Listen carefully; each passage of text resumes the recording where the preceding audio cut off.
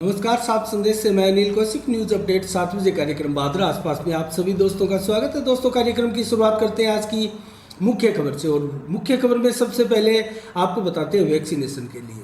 दोस्तों, वैक्सीनेशन में आज बादरा में वैक्सीनेशन का महाअभियान चल रहा है। और बादरा ही नहीं, हनुमानगढ़ जिला ही नहीं, राजस्थान नहीं, पूरे भारत में दोस्तों आज वैक्सीनेशन का रिकॉर्ड तोड़ अभियान चल रहा है। क्योंकि आज प्रधानमंत्री नरेंद्र मोदी का जन्मदिवस है और जन्मदिवस के अवसर पर सरकार ने 2 करोड़ टीकाकरण का आज लक्ष्य निर्धारित किया है। और अब तक अगर मैं आपको बताऊं तो 77 करोड़ से कहीं अधिक भारत में वैक्सीनेशन हो चुका है।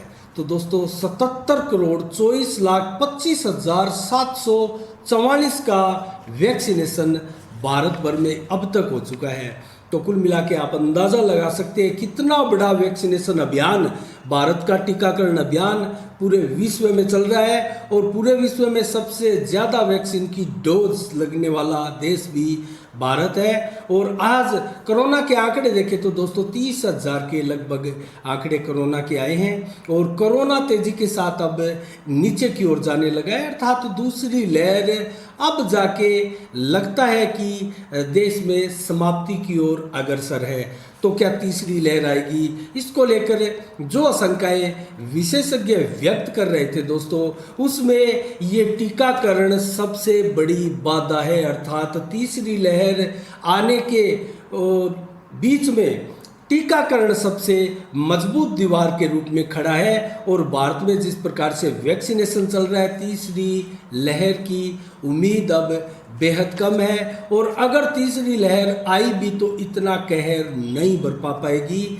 ये पूरे विश्वास के साथ इस देश के लोग कह सकते हैं, मान सकते हैं। और ऐसा विश्वास इस देश के लोगों को अब हो चला है। तो कुल मिला के जो वैक्सीनेशन दोस्तों बादरा में 18,000 कोविशील्ड की वैक्सीन आज लगने जा रही थी, वो करीब करीब देर शाम तक जिस प्रकार से हमारे पास समाचार उपलब्ध हुए हैं, उनमें अधिकांशतया सेंटरों पर जो 84 सेंटर बनाए गए थे, उनमें वैक्सीनेशन को पूर्ण रूप से नहीं लगाया गया है। बहुत कम संख्या में लोग आज आए हैं। तो आज जो वैक्सीन बचेगी दोस्तों, वो कल लगेगी। और इसके लिए मैं आपको बताऊं, देर शाम तक जो प्लान बनेगा वो हम ज़रूर कमेंट के जरिए आपको बता देंगे। लेकिन आज जो वैक्सीन बचेगी वो दोस्तों कल लगेगी, जरूर लगेगी। और इसके लिए अलग से प्लान बनाना पड़ता है।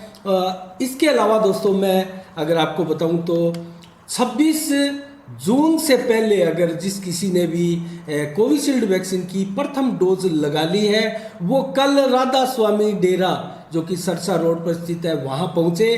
क्योंकि वहाँ 200 से 400 के बीच में कोविशील्ड की डोज कल भी लगेगी। और कल वैक्सीनेशन होने जा रहा है। अपना आधार कार्ड और वो मोबाइल भी साथ लेके आए जिस मोबाइल में प्रथम डोज लगाई थी, जो मैसेज आया था। तो इसके अलावा कल बादरा कस्बे में राधा स्वामी डेरा जो है वो फाइनल है, कल वहाँ डोज लगने जा रही है। और आज भी वहाँ अपनी डोज, अपने हिस्से की डोज राधा स्वामी डेरा में दोस्तों लगी है। और कंप्लीट वैक्सीनेशन आज राधा स्वामी डेरा में हुआ है। इसके अलावा दोस्तों, आसपास की खबरों में मैं आपको बताऊं तो हरियाणा के जोगीवाड़ा गांव में हुई एक दौड़ प्रतियोगिता में बादरा तहसील के जिज्ञासरी बड़ी गांव ने एक बड़ी जीत दर्ज की है, एक बड़ी बाजी मारी है। दोस्तों, वो बाजी किस प्रकार से है?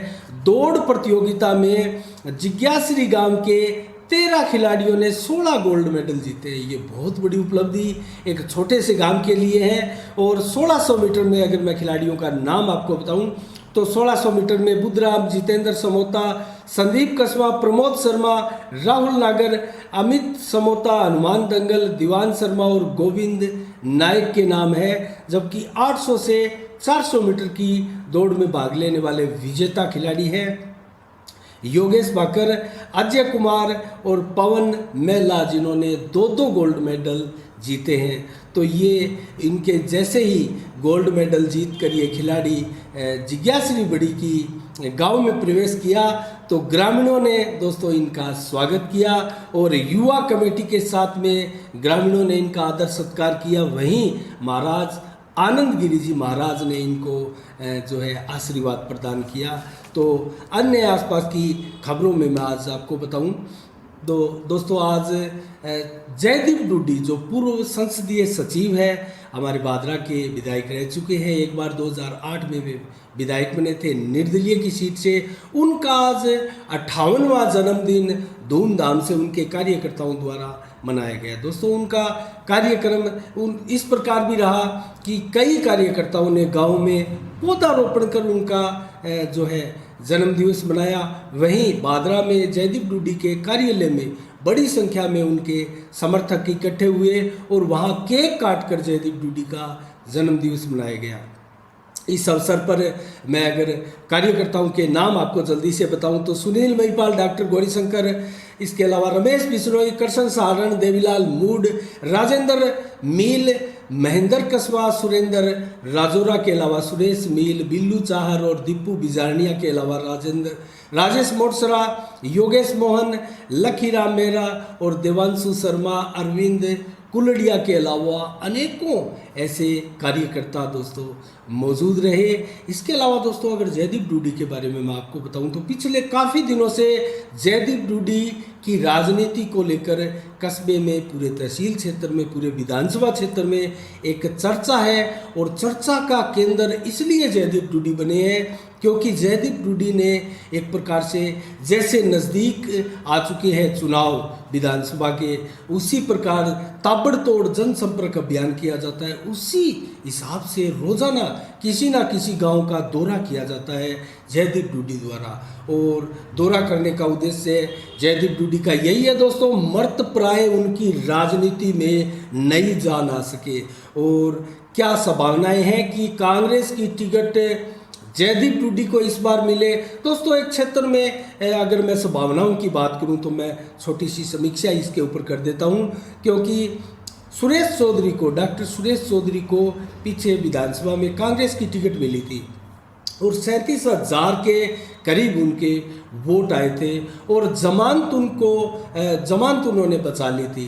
तो कुल मिला के तीसरे नंबर पर रही कांग्रेस की टिकट और यहाँ जीते थे कांग्रेस विधायक बलवान पूनिया, विधायक बने थे 82,000 से अधिक वोट लेकर। और 59,000 वोट से अधिक वोट लेकर भाजपा के पूर्व विधायक संजीव बेनीवाल ने यहाँ शानदार उपस्थिति दर्ज की। और आज भी मानकर चला जा रहा है कि संजीव बेनीवाल का ग्राफ और उनकी राजनीति बहुत मजबूत और इतनी स्ट्रोंग है कि वो जिस प्रकार से सैन कदमों से राजनीति में आगामी चुनाव की तरफ बढ़ रहे हैं, वो निश्चित रूप से एक बहुत बड़ी मंजिल की तरफ उनके कदम बढ़ते जा रहे हैं। देखना ये कि कांग्रेस की टिकट यहाँ किसको मिलती है और माकपा की टिकट संभवतः बलवान पूनिया निश्चित रूप से वापस लेके आएंगे।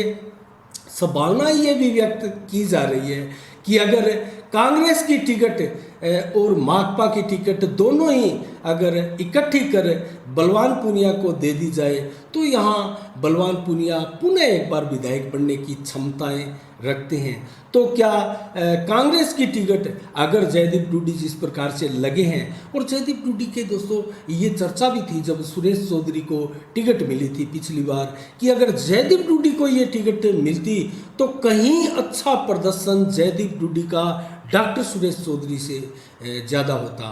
तो इसको लेकर एक ये भी चर्चा कस्बे में आम है कि जयदीप डूडी का अभी भी जो इनका समर्थक ताकत है इनकी, वो समर्थक ताकत अभी इतनी कमज़ोर नहीं हुई है कि इनको बीती हुई राजनीति का नेता मान लिया जाए। लेकिन दोस्तों, जिस प्रकार से 76,000 से ये 11,000 की राजनीति पर आए, क्योंकि 11,000 वोट लेकर यहाँ कांग्रेस की टिकट में सबसे निम्न स्तर पर वोट लेकर आए थे, उस हिसाब से तो इनकी टिकट भी कटी थी। लेकिन अब जो ये मेहनत कर रहे हैं, 2.5 साल का समय अभी चुनाव में बाकी है, तो देखते हैं क्या रहता है आगे चुनाव में और किस प्रकार जयदीप डूडी जो है वो अपनी राजनीति को पुनः चमकाते हैं या टिकट के करीब लेकर जा पाते हैं या नहीं, ये देखने वाली बात है। तो कुल मिला के देश भर में आज प्रधानमंत्री नरेंद्र मोदी का जन्म दिवस मनाया जा रहा है दोस्तों।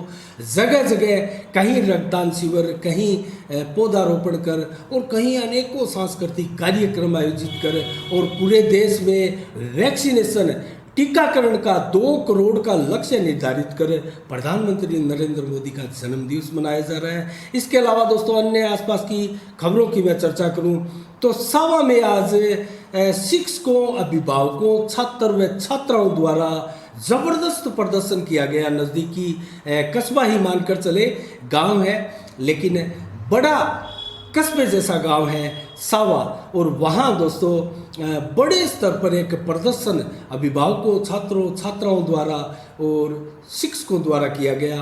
और वो एक प्रकार से जो यहाँ विरोध प्रदर्शन था सरकार के विरुद्ध, वो क्यों था? वो था एक हिंदी मीडियम स्कूल को अंग्रेजी माध्यम में बदलने को लेकर। दोस्तों इसको लेकर क्या कहना है वहाँ लोगों का, और जिस प्रकार से सरकार ने 348 स्कूलों को अंग्रेजी में तब्दील किया है उसको लेकर भी, और जो 249 के करीब कन्या विद्यालय थे उनको अंग्रेजी माध्यम में बदलने को लेकर अनेकों शहरों में भादरा से भी पूर्व भाजपा विधायक संजीव बेनीवाल ने भी एक पत्र जो है मुख्यमंत्री के नाम, अशोक गहलोत के नाम लिखा था। उनमें मांग की गई थी संजीव बेनीवाल द्वारा कि आप अलग से जो है वो इंग्लिश माध्यम स्कूल खोलें, और इंग्लिश को बढ़ावा देने की आपकी योजना की हम तारीफ करते हैं, हम इनका स्वागत करते हैं। लेकिन किसी कन्या विद्यालयों को आप बंद करके उसके स्थान पर अगर इंग्लिश मीडियम उसको कर रहे हैं तो इसका हम पुरजोर से विरोध करते हैं। तो संजीव बेनीवाल ने भी इसका विरोध किया, और सावा में भी दोस्तों इसी प्रकार का विरोध है। और अभिभावकों और छात्रों ने चेतावनी दी है कि सोमवार से इस आंदोलन को तेज किया जाएगा और धरना प्रदर्शन भी पूरे सावा में दिया जाएगा। और जिस प्रकार से प्रस्तावित अंग्रेजी माध्यम स्कूल के फैसले की तारीफ की गई सावा के धरनार्थियों द्वारा, पर विरोध प्रदर्शन करने वाले लोगों द्वारा, वहीं भामाशाह द्वारा राजस्थान सरकार को भेंट किए गए श्रीमती गीता देवी लंबोरिया राजकीय बालिका उच्च माध्यमिक विद्यालय को और अंग्रेजी माध्यम शुरू कर देने से और हिंदी माध्यम बंद कर देने का विरोध किया जा रहा है दोस्तों। और इससे बताया जा रहा है कि बालिकाओं के भविष्य के साथ ये बहुत बड़ा खिलवाड़ सरकार कर रही है, ऐसा हम बर्दाश्त नहीं करेंगे। और पुनः ये मांग बताते हुए सावा के अभिभावक व प्रदर्शनकारियों ने कहा कि अलग से अंग्रेजी माध्यम स्कूल आप खोलिए, उनका हम स्वागत करेंगे। तो इस खबर के साथ दोस्तों अन्य खबरों में मैं आपको बताऊं तो आज विश्वकर्मा जयंती भी है और बहुत शुभ अवसर है। विश्वकर्मा, भगवान श्री विश्वकर्मा की जयंती। दोस्तों भगवान विश्वकर्मा के बारे में मैं आपको बताऊं तो ये शिल्प कला के, विज्ञान तकनीकी के भगवान कहे जाते हैं, और इनका संपूर्ण शिल्प विद्या के ज्ञाता के रूप में और प्रजापति भगवान विश्वकर्मा के जन्म के बारे में मैं आपको अगर बताऊं संक्षिप्त में जल्दी से, तो इनका जन्म दोस्तों महिष अंगीरा के ज्येष्ठ पुत्र बृहस्पति की बहन बुहावना जो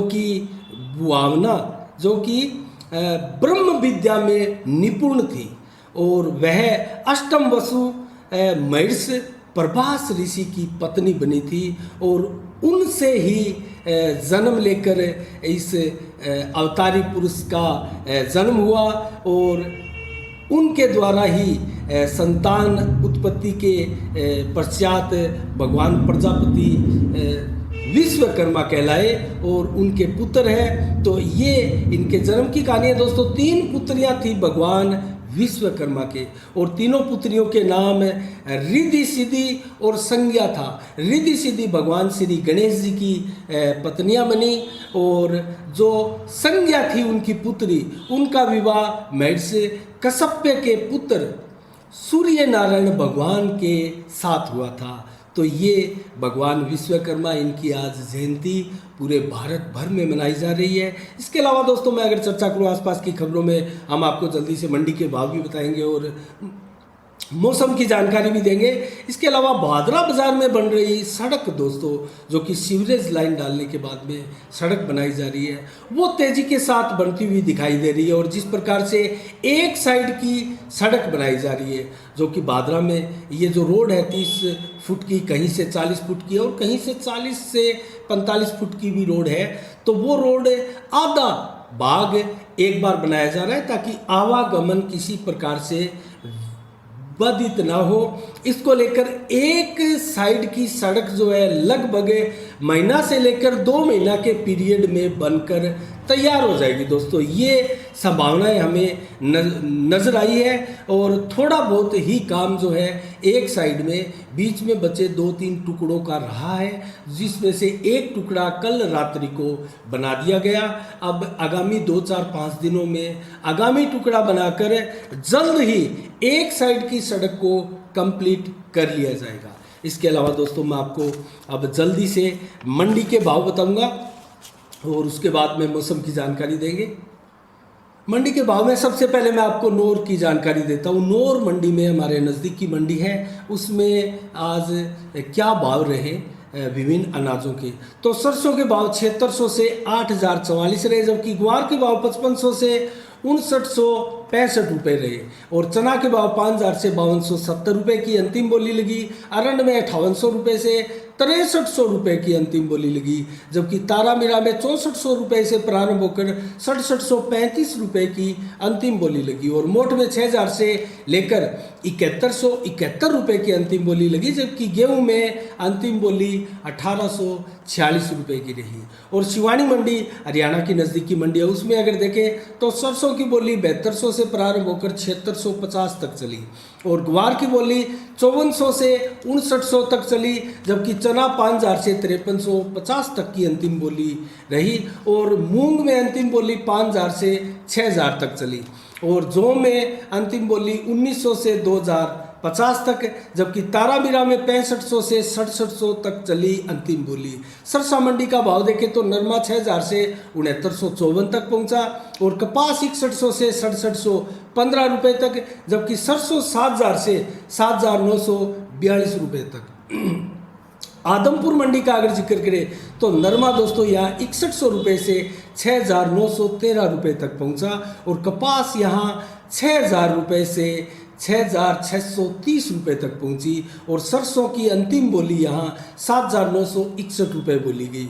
और बरवाड़ा मंडी में अगर नरमा देखें तो 6100 से 6880 रहा। और कपास 6200 से 6830 रुपये रही। एलनाबाद मंडी में अगर नरमा देखें तो 6300 रुपये से 7035 रुपये तक की बोली लगी। और गंगानगर मंडी का हाल देखें तो नरमा यहाँ 6800 से 7171 रुपये तक अंतिम बोली रही। और ग्वार की बोली 4980 से 5650 तक चली। और चना की बोली 4950 से 5170 चली। और सरसों की बोली 7450 से 7800 रुपये तक चली, जबकि मूंग की बोली 5750 से 6800 तक चली। और गेहूँ 1997 से माफ़ कीजिएगा 2087 रुपये तक चली। और जौ की अंतिम बोली 1974 के रूप में दर्ज की गई। और बीकानेर मंडी का भाव देखें तो दोस्तों गेहूं या 1925 से 2025 रही। सरसों 7300 से 7500 रुपये की अंतिम बोली रही। मूंगफली में अगर देखें तो 5200 से 5500 रुपये की बोली रही। और ग्वार 5800 रुपये से 5975 रुपये तक पहुंचा। और मूंग 6401 रुपये तक। इसके अलावा चना अगर देखें तो 5190 से 5786 रुपये तक पहुंचा। और जयपुर मंडी में अगर देखें तो चना 5500 रुपये तक अंतिम बोली लगी। और मूंग की अंतिम बोली 6600 से लेकर 7200 रुपये तक चली।